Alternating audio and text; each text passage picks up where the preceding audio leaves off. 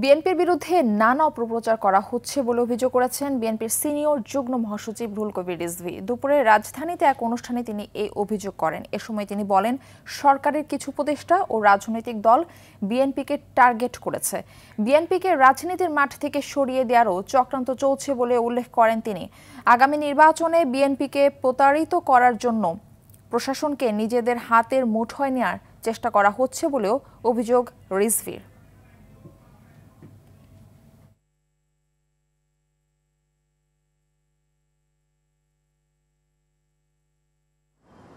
যে ওই বিশেষ রাজনৈতিক দল নিজেদেরকে ইসলামপন্থী বলে দাবি করেন, তাদের সমর্থিত, তাদের মনোভাবাপন্ন লোকজনদেরকে করা হচ্ছে।